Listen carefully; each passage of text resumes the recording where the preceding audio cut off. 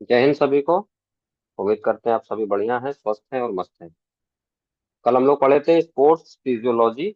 अभी चैप्टर चल रहा है, chapter number 7, physiology and injuries in sports. Physiology में हम लोग अभी कल हम लोग काफी चीजें कंप्लीट कर चुके हैं कि क्या क्या इम्पैक्ट पड़ता है हमारे एंड्योरेंस पे, और क्या क्या इम्पैक्ट पड़ता है फ्लेक्सिबिलिटी पे, स्ट्रेंथ पे, फिजिकल फिटनेस पे। ये सारी चीजों पे हम लोग अभी पढ़ चुके हैं। और कल हम लोगों ने ये भी पढ़ा कि हमारे हम लोग को जब एक्सरसाइज करते हैं तो एक्सरसाइज करने से क्या क्या इम्पैक्ट पड़ता है हमारे कार्डियोवास्कुलर सिस्टम पे। ठीक है, अब हम जो है स्क्रीन को शेयर करते हैं।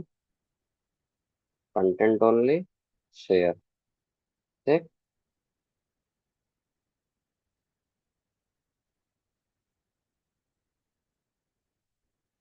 तो ये कार्डियो रेस्पिरेटरी हम लोग कल पढ़ लिए थे।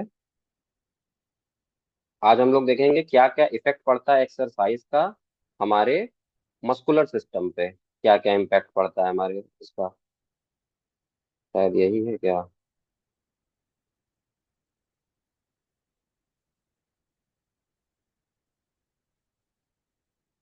बुक तो मेरे हिसाब से एकदम ऊपर की चीज है ये आ गया मस्कुलर सिस्टम। तो क्या क्या इफेक्ट पड़ता है मस्कुलर सिस्टम पे एक्सरसाइज करने से। ठीक है, तो सबसे पहले जो है इंक्रीज ब्लड सप्लाई होता है आपके बॉडी में। ठीक है, इंक्रीज ब्लड सप्लाई में ब्लड सप्लाई बढ़ने से आप मसल से ज्यादा काम ले सकते हैं। जब आपकी बॉडी में ब्लड सप्लाई अच्छा होगा तो आप मसल से ज्यादा काम ले सकते हैं। सपोज आप जब जिम में जा रहे हो और आपका मतलब आपको हाथ से वेट लिफ्ट करना है। ठीक है, वेट लिफ्ट करना है तो तो उसके लिए स्ट्रेंथ चाहिए, आपको ताकत चाहिए।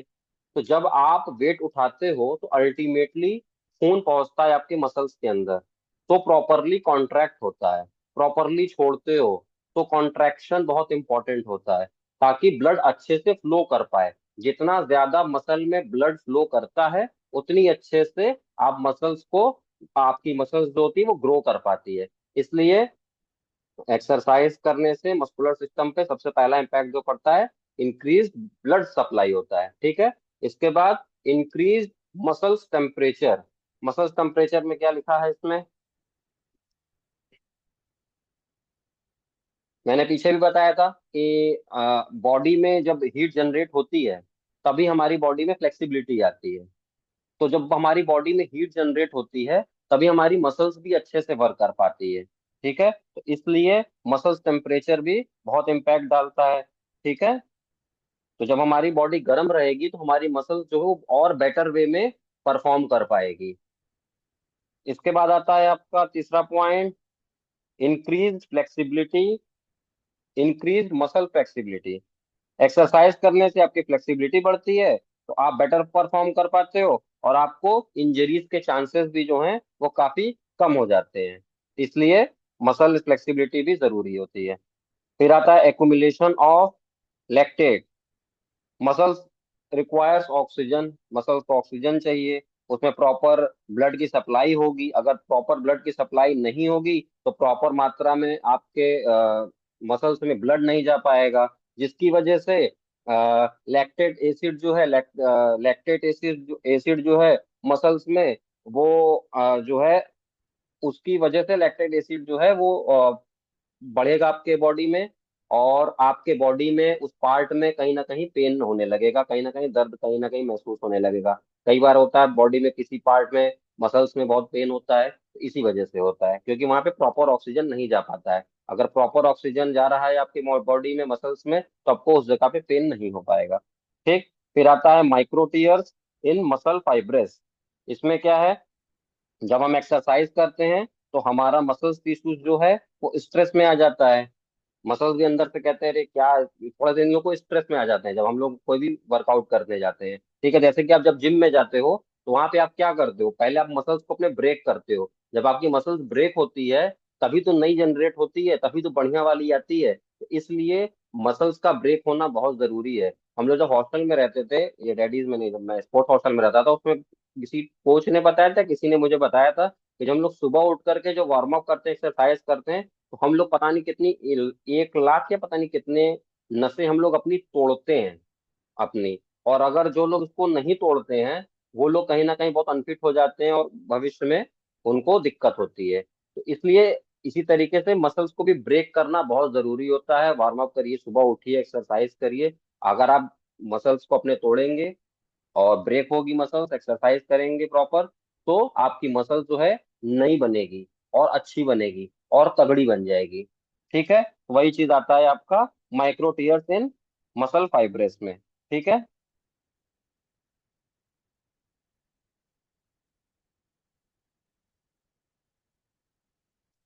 फिर इसके बाद आता है hypertrophy of muscles.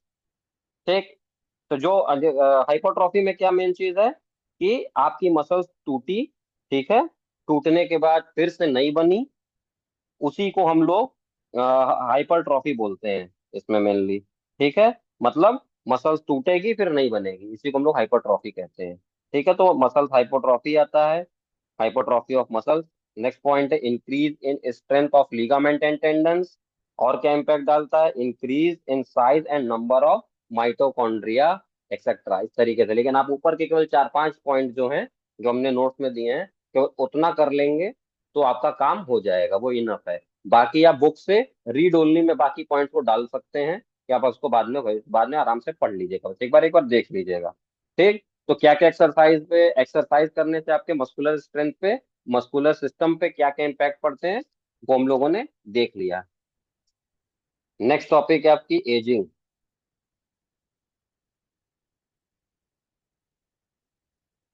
Cardio respiratory आ गया, कार्डियोवास्कुलर सिस्टम। कार्डियोवास्कुलर को क्या बोल रही थी वो? रेस्पिरेटरी सिस्टम बहुत लंबे में दिया है। ये आ गया टॉपिक आपका। इसी तरीके से बनाइएगा आप लोग भी, मैंने भी कुछ ऐसा ही बनाया है। ये चार्ट, ये दिख रहा है ना, मैंने भी इसी तरीके से बनाया है। फिर उसके बारे में नीचे नीचे लिख दिया। तो एजिंग में क्या है आपका? Physiological changes due to ageing. देखो एजिंग तो सभी को होनी है। ठीक है, ageing is an inevitable and extremely complex multifactorial process. Inevitable है मतलब होनी ही होनी है। एजिंग तो आएगी ही आएगी समय के साथ, जैसे जैसे आपकी एज बढ़ती जाएगी वैसे वैसे आपके बॉडी पे, आपके इंटरनल ऑर्गन्स पे, आपके एक्सटर्नल बॉडी पार्ट्स पे, आपके स्किन पे, आपके आई पे, आपके ईयर पे, हर जगह पर इम्पैक्ट दिखने लगेगा। ठीक है, उसी के बारे में हम लोग अभी देखेंगे कि क्या क्या इम्पैक्ट पड़ता है, क्या क्या साइको फिजियोलॉजिकल चेंजेस आते हैं बुढ़ापा आने से, एजिंग होने से, due to ageing.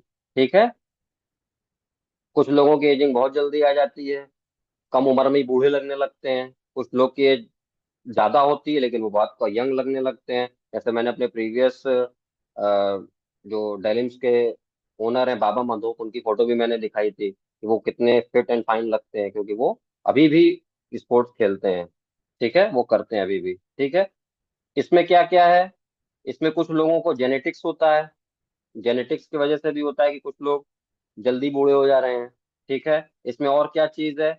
And influenced by a wide range of environmental factors. आप किस इन्वायरमेंट में रहते हो, कैसी डाइट लेते हो, आप एक्सरसाइज कैसे करते हो कि नहीं करते हो, exposure to micro micro organs, pollutant, कितने पॉल्यूशन में आप रह रहे हो, कितने रेडिएशन के बीच में आप रह रहे हो, ये सारे इम्पैक्ट पड़ते हैं। इन्हीं सब से पता चल, मतलब इन्हीं सब की वजह से हमारी एजिंग जो है इस पे निर्भर करती है कि आप इन सब में से क्या क्या चीज में रह रहे हो। क्योंकि बहुत सारे लोग मल्टी नेशनल कंपनीज में रह रहे हैं, कई लोग ऐसे हैं जो किसी ऐसी जगह पे काम कर रहे हैं, या बालू के गोदाम में कोई काम कर रहा है, तो भाई कितने पॉल्यूशन के बीच में है वो, है ना। कोई बड़ी बड़ी कंपनीज में काम कर रहा है जहाँ पे केवल गैस निकल रही है गंदी, और गंदगी है जो खूब सारी, तो उन लोगों को जल्दी एजिंग होगी। ठीक है, उनके जल्दी बुढ़ापे आएंगे क्योंकि वो उस तरह के उसमें रह रहे हैं। ठीक। तो पहले नंबर पे आता है आपका मस्कुलर स्ट्रेंथ। आपके मस्कुलर स्ट्रेंथ पे सबसे पहले इम्पैक्ट पड़ेगा जब आपकी एजिंग होगी। ठीक है, तो जैसे जैसे आपकी एज बढ़ेगी वैसे वैसे आपकी मस्कुलर स्ट्रेंथ भी कम होती चली जाएगी। ठीक है, अगर आप रेगुलर एक्सरसाइज करोगे और प्रॉपर डाइट लोगे तो आपको एजिंग और आप नहीं आएगी, और इवन आपकी मस्कुलर स्ट्रेंथ भी लंबे समय तक बनी रहेगी। इसीलिए मैं हमेशा कहता हूँ कि खुद डेली एक्सरसाइज किया करो। इवन अपने पेरेंट्स को भी बोलो कि वो लोग भी कुछ ना कुछ फिजिकल एक्टिविटी करें, थोड़ा वॉक कर लें, कुछ योगा कर लें, इस तरह की एक्टिविटी कर लें, ताकि उनको भी एजिंग जो है या फिर उनकी भी जो मस्कुलर स्ट्रेंथ है वो रिड्यूस ना हो। ठीक है, और वो भी उनकी भी मस्कुलर स्ट्रेंथ तगड़ी रहे, और वो ज्यादा टाइम तक काम कर पाए। तो मस्कुलर स्ट्रेंथ हो गया। मस्कुलर स्ट्रेंथ में लिखा है कि जो 20 से 40 साल की एज होती है, इसमें सबसे ज्यादा स्ट्रेंथ लेवल होता है, एक हाईएस्ट स्ट्रेंथ लेवल होता है इस समय। ठीक है, किसी के अंदर सबसे ज्यादा स्ट्रेंथ होती है 20 से 40 साल की उम्र में। उसके बाद मिडिल एरिया आता है, उसका मिडिल एज आती है। मिडिल एज में धीरे धीरे रैपिडली धीरे धीरे घटती है वो। ठीक, और फिर जब वो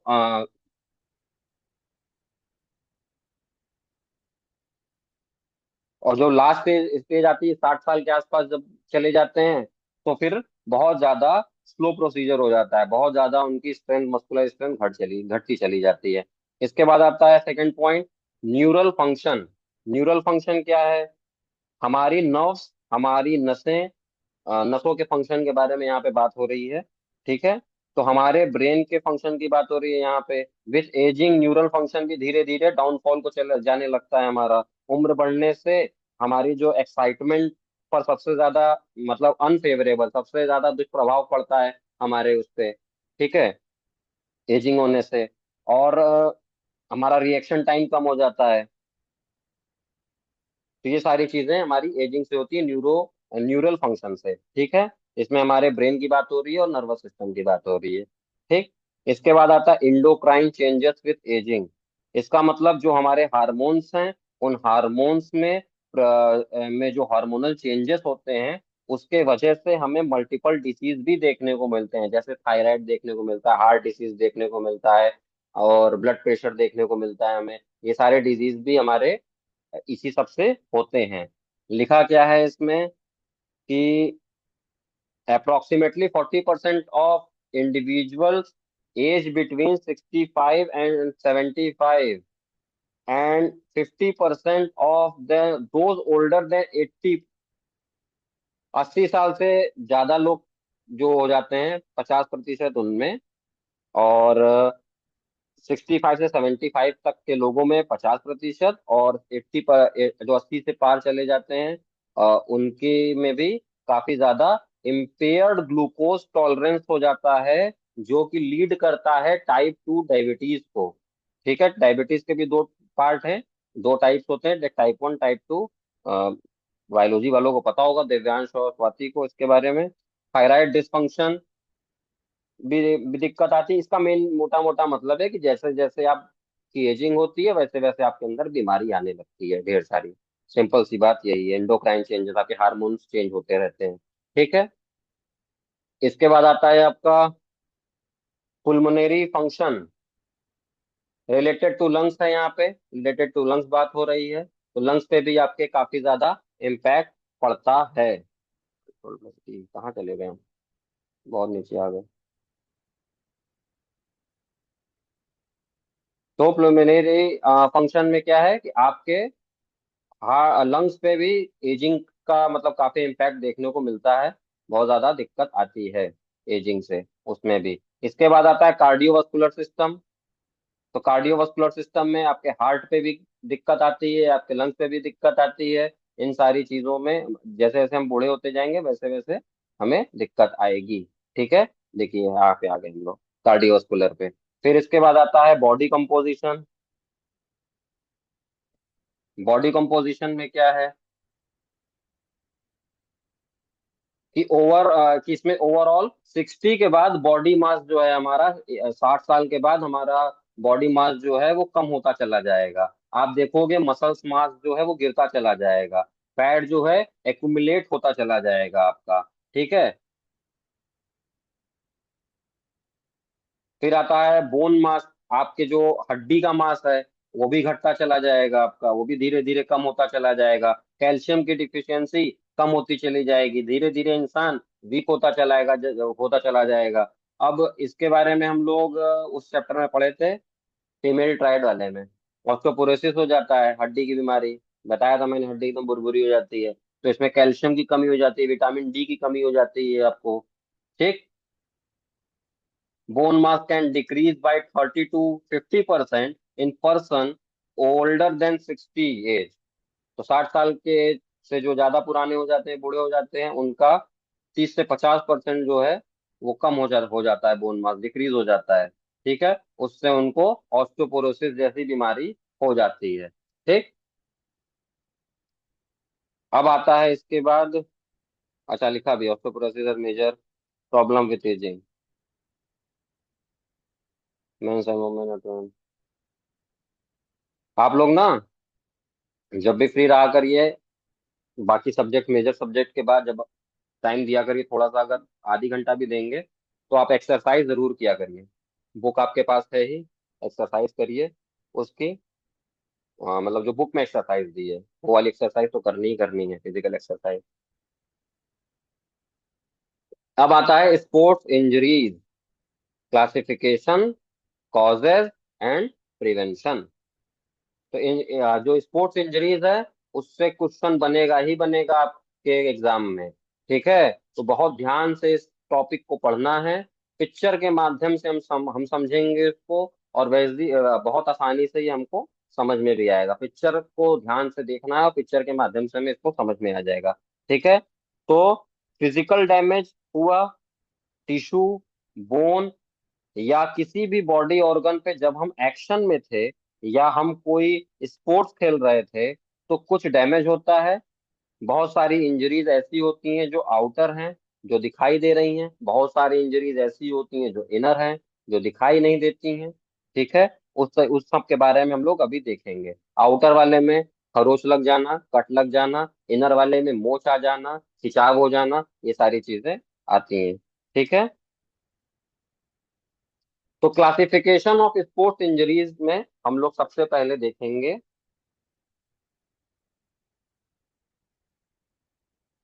direct injuries, direct soft tissues. हम लोग सबसे पहले देखेंगे सॉफ्ट टिश्यूज इंजरीज को। ठीक। ठीक है सर। सॉफ्ट टिश्यूज इंजरीज उसको कहते हैं जिसमें हड्डी आपकी नहीं टूटती है। इसको इस तरह से समझिए कि सॉफ्ट टिश्यूज मतलब जिसमें हड्डी नहीं टूटती है आपकी। ठीक। तो ये दो तरह से होती है, एक होती है इंटरनल और एक होती है एक्सटर्नल।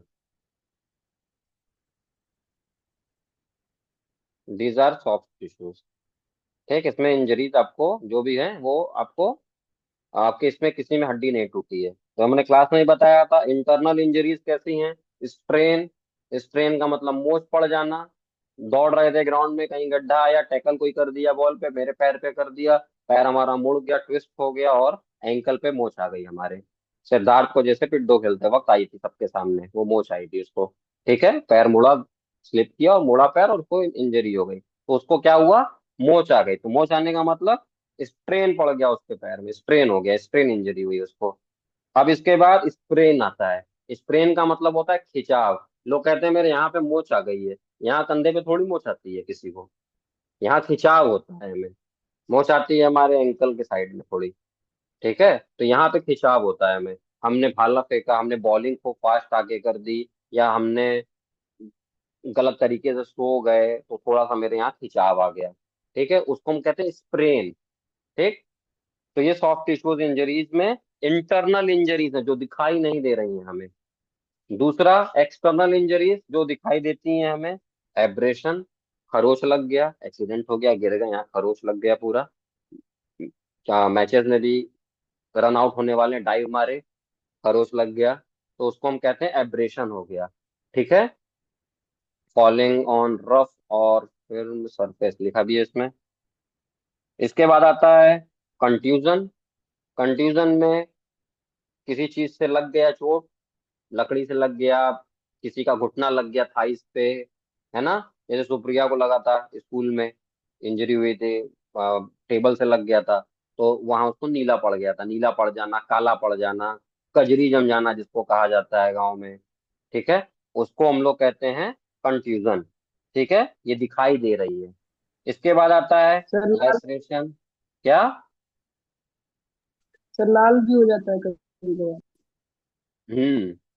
तो वो जो हमें दिखाई दे रही है ये होती है हमारी एक्सटर्नल सॉफ्ट टिश्यूज इंजरीज। अब अगला है लेसरेशन। कट लग गया कहीं, फट गया कहीं, ठीक, बॉल लगी सर फट गया, गिर गए सर फट गया, कहीं कट लग गया हमें, उसको हम कहते हैं लेसरेशन। ठीक है, लेसरेशन को मत भूलना। लेसरेशन को मैं पहले लेसरेशन कहता था, सो स्वाति हो रहा है और तुम लोगों ने बताया सर दिस इज लेसरेशन। हमने कहा ओके। ठीक, तो एब्रेशन के बारे में सबसे पहले लिखा है,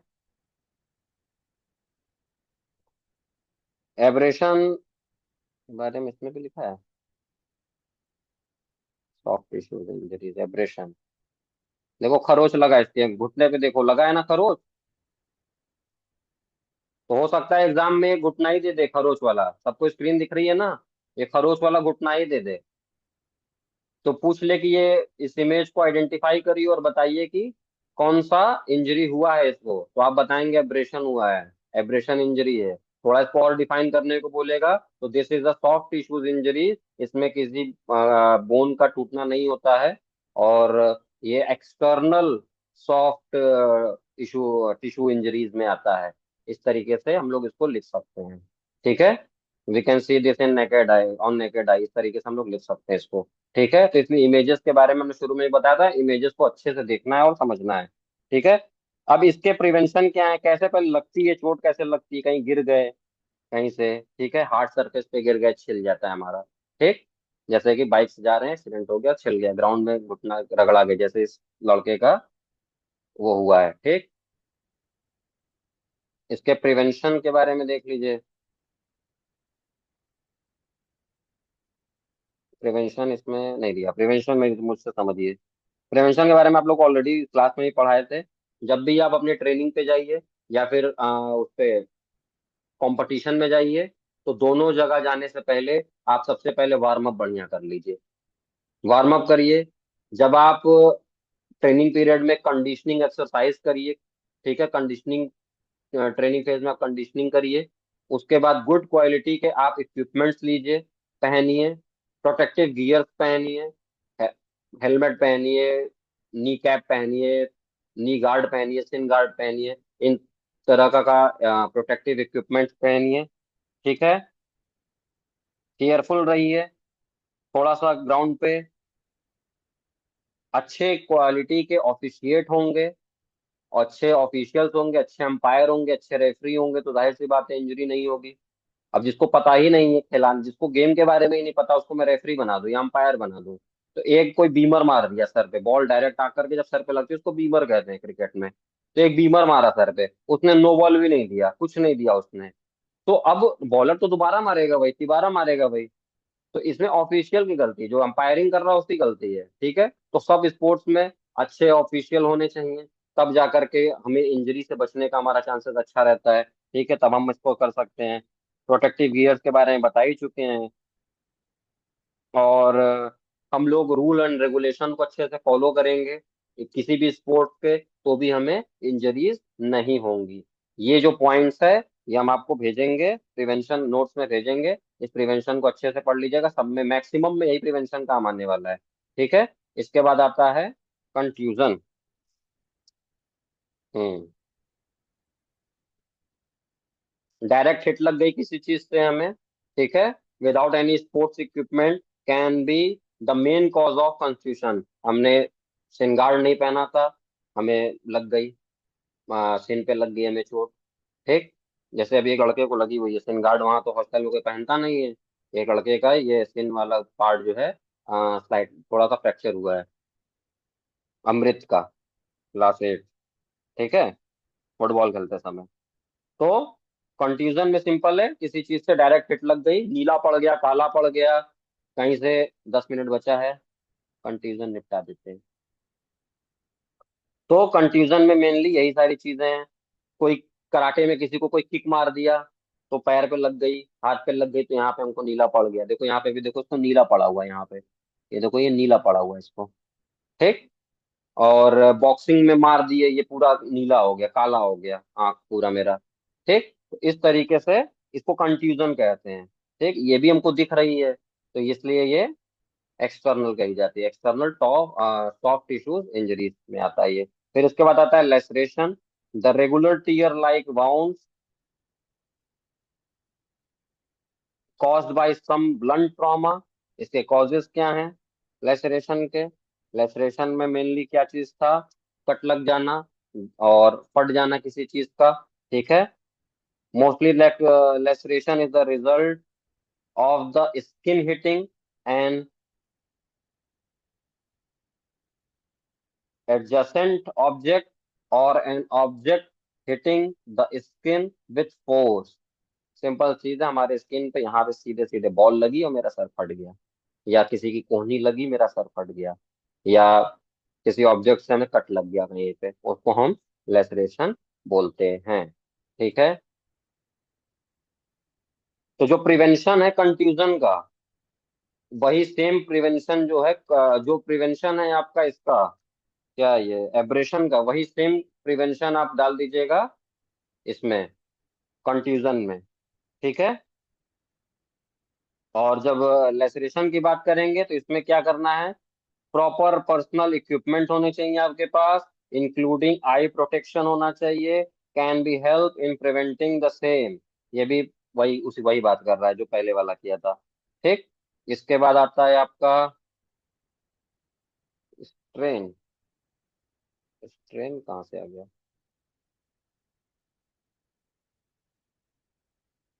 हाँ, ये देखिए कट लगा इसको, तो ये कौन सा है? ये लेसरेशन हुआ है इसको। ठीक है। ये वाली इंजरी जो है लेसरेशन है। इसके बाद आता है इसी में इंसिजन। ठीक। ये क्या है? इसमें भी कट होता है बेसिकली। लेसरेशन ज्यादा सीरियस एंड डीपर कट होता है, जैसे कि ये दे रहा है। इसका जो फेस है वो देखिए, जो ज्यादा कट गहरा है और ज्यादा सीरियस इंजरी है ये। ठीक है, डीपर कट है इसमें। इंसिजन में छोटा मोटा है। ठीक है। ये इंसिजन जो है वो लेसरेशन का छोटा भाई है एक तरीके से। ठीक है। इंसिजन में छोटा मोटा कट लगता है, दोनों ही शार्प ऑब्जेक्ट से ही लगते हैं, पर इंसिजन जो होता है वो उतना सीरियस नहीं होता है। ठीक है। एग्जाम्पल के तौर पे देख लीजिए कि वेजिटेबल कट करते समय हमने, सब्जी काटते समय हाथ पे मेरे कट लग गया कहीं, तो वो आ जाता है इंसिजन में। ठीक, छोटा मोटा कट लग जाना। फिर इसके बाद आता है स्प्रेन। स्प्रेन, पहले चलिए स्ट्रेन आया तो चलिए स्ट्रेन ही पढ़ा देते हैं। स्ट्रेन में मेनली क्या है? खिंचाव। खिंचाव, जैसे बताया था कमर में खिंच जाता है, कभी यहाँ पे कंधा खिंच जाता है हमारा, है ना? तो कभी कभी कंधे पे, नेक में हमारे खिंचाव पड़ जाता है। बॉलिंग करते समय शोल्डर में स्ट्रेन आ जाता है, बैक हमारी खिंच जाती है। ये सारी चीजें स्ट्रेन में आती हैं। ये भी एक मसल्स इंजरी है। ये माइल्ड भी हो सकती है और सीवियर भी हो सकती है। कई बार पूरा एरिया कंप्लीट रैप्चर हो जाता है, तो उस पार्ट को मूव करना बहुत मुश्किल हो जाता है, उसमें बहुत ज्यादा पेन हो जाता है जब पूरा एरिया रप्चर हो जाता है हमारा। ठीक है, तो इसको हम लोग स्ट्रेन कहते हैं। स्ट्रेन का प्रिवेंशन क्या है? जो एब्रेशन का, कंट्यूजन का और स्प्रेन का, इन तीनों का जो प्रिवेंशन है वही सेम चीज आपका स्प्रेन का भी प्रिवेंशन है। फिर इसके बाद हम लोग देख लेते हैं कि स्प्रेन जो है, स्प्रेन को देख लेते हैं, स्प्रेन क्या है। स्प्रेन देख लो, खिंचाव है, मसल्स खिंच गई इसकी। ठीक है, थाइस की मसल्स इसकी खिंची हुई है। फिर यहाँ पे आया स्प्रेन, ये देखिए मोच की बात कर रहा था, मोच हो गई, मोच पड़ गई इसको। ठीक है। इसका भी सेम चीज है, प्रॉपर वार्म अप करके जाइए, अच्छी क्वालिटी के इक्विपमेंट्स पहनिए, ये सारी सेम चीजें हैं। कंडीशनिंग एक्सरसाइज कर लीजिए, सब चीज आपका एक ही है, तो एक भी याद कर लेंगे, इन सब में लिख लेंगे। ठीक है। ट्रीटमेंट देखिए इसका क्या लिखा है, राइस लिखा है। ट्रीटमेंट इसका लिखा है राइस। हम लोग प्राइस और राइस, इसको हम लोग पढ़े थे कब? चैप्टर नंबर 5 में पढ़े थे, 11th में। ठीक है। तो पी आ जाएगा तो प्रोटेक्शन भी हो जाएगा। तो हालांकि इसमें प्राइस भी होना चाहिए, इस एरिया को प्रोटेक्ट भी तो करना है, पहले लग गई तो पता चला लड़ा भिड़ा गया, तो इसमें प्राइस हो जाएगा, ट्रीटमेंट में आप लिख दीजिएगा प्राइस, काम हो जाएगा आपका। ठीक है। प्रिवेंशन सेम है इसका, मोच पड़ जाना, इसमें सिंपल सी चीज है। सर ठीक। सर हम्म। स्ट्रेन और सर स्प्रेन और क्रैम्प्स में क्या डिफरेंस है? क्रैम्प तो पड़ता है उस चीज से, पानी की कमी हो जाती है, नस चढ़ जाती, फुल हो जाती है, मतलब कि स्प्रेन, जैसे कि स्प्रेन जो है स्प्रेन पूछी कि स्ट्रेन पूछी हो? Sprain sprain. स्ट्रेन तो हो गया मोच पर, मोच लग गई, मतलब कि पैर गया, पैर ऐसे मुड़ गया और मुड़ गया तो उसमें मोच लग गई, मोच पड़ गई। और ठीक है। स्ट्रेन का मतलब कि हमारा थाइस की मसल थोड़ी सी खिंचाव आ रही है, खिंच रहा है। ठीक है, हमारी ग्रोइंग की मसल जो है थोड़ी खिंच रही है, हमारे यहाँ पे थोड़ा खिंचाव है, हमारे थोड़े बैक में खिंचाव है। ये सारी चीजें उसमें होती हैं। अब जो तुम कह रही हो क्रैम्स पड़ना, क्रैम्स किस में पड़ते हैं? अब मैं रनिंग कर रहा हूँ खूब ज्यादा, और रनिंग करने के बाद खूब मेहनत कर रहा हूँ, मेहनत कर रहा हूँ, ग्राउंड में खूब पसीने बहा रहा हूँ। अब बॉडी भाई डिहाइड्रेट हो गई हमारी, पानी की कमी हो गई। अब उस पानी की कमी की वजह से हम लोग जैसे बैलेंस डाइट वाला भी चैप्टर जब पढ़ रहे थे, तो उसमें हम लोग देखे थे ना कि ड्यूरिंग कंपटीशन, पोस्ट कंपटीशन और प्रीवियस कंपटीशन हम लोग को किस तरह की डाइट लेनी चाहिए। तो उसमें हम लोग ये चीज पढ़े थे कि वाटर को हम लोग कितना लेना है, कब लेना है, कैसे लेना है, ताकि हमारे बॉडी में प्रॉपर, हमारी बॉडी प्रॉपर हाइड्रेट रहे। तो अब दौड़ रहे हैं, अब काफ मसल पे नस चढ़ गई, तो काफ उसमें भी मसल तो पे मसल से खींचता है ना, उसमें भी खिंचाव नहीं है। मसल्स में ही पेन मसल, होता है। मसल्स खिंचाव अलग है। मसल की तो सारी इंजरी है, मोच भी आना मसल्स की इंजरी, स्ट्रेन हो जाना मसल्स की इंजरी, दोनों ही मसल्स की इंजरी, लेकिन दोनों में अंतर है ना। तो ठीक उसी तरीके से जो तुम कह रही हो क्रैम्स पड़ जाना, वो भी अलग इंजरी होती है। दौड़ते दौड़ते नस चढ़ गई, नस चढ़ गई काफ मसल में, हमारे नस चढ़ गई। ठीक है, नसल पुल हो, मसल हाँ पुल हो गई हमारी थोड़ी। तो अब जैसे रात को सोते समय हो जाता है कई बार, पानी की कमी से हाँ ही हाँ। होता है, मेनली ये पानी की कमी से होता है, सबसे ज्यादा इसका जो मुख्य कारण है वो पानी की कमी से होता है। दूसरा वीक मसल से होता है हमारे, लेकिन जो मेन है वो पानी की कमी से ही होता है, इसलिए हाइड्रेट रहेंगे तो ज्यादा अच्छा रहेगा। ठीक है, ओके क्लियर सर। हुआ तुम्हारा ये कि क्या अंतर है दोनों में? Yes sir. हाँ हाँ।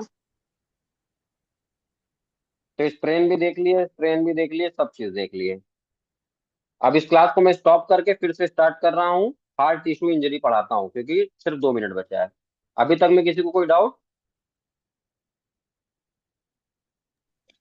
No sir.